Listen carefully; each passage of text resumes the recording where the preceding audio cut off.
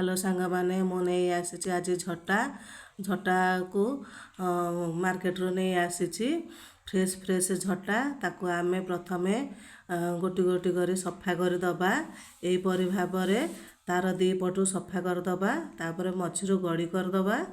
गड़ी करबा परे आमे ताकू गोटे बाउल रे एकाठी कर रखी दबा रखिया पर मसला जगाड़िबा सेथिरे देछि सोरिष कंचा लंका सुखिला लंका जीरा रसुण आ बेसी किछि नुह एति को नै ग्राइंडर करी आनिबा झटा संगरे आलू को दबा झटा आलू मिसै कि आमे तरकारी करिबा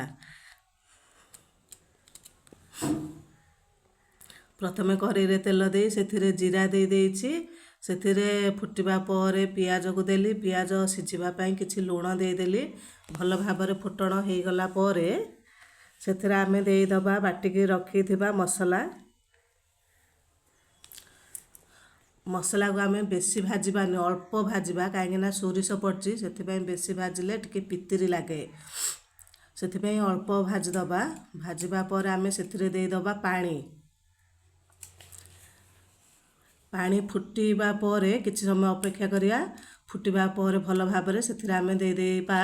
काटी के रखिथिबा झट्टा आलू आ ता ऊपर दे देबा छोट छोट करी काटी के रखिथिबा टमाटो को सिझिबा पई दे देबा आमे सेथिरे स्वाद अनुसार लूण ताकू घोड़े दबा घोड़ी गला पर टिके सिझिबो पुणी एपट सेपट करी लोट पाउट करबा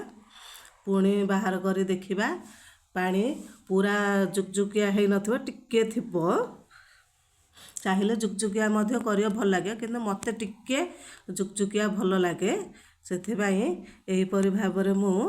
बनै देछि देखंतु आजरा हमर प्रस्तुत हो जाइछि झट्टा आलू राई आपण मानको ए रेसिपीटी किपरि लागिला कमेंट माध्यम रे निश्चय जणैबे आ तमरो सेपड़े कोन आर ना कहउचंती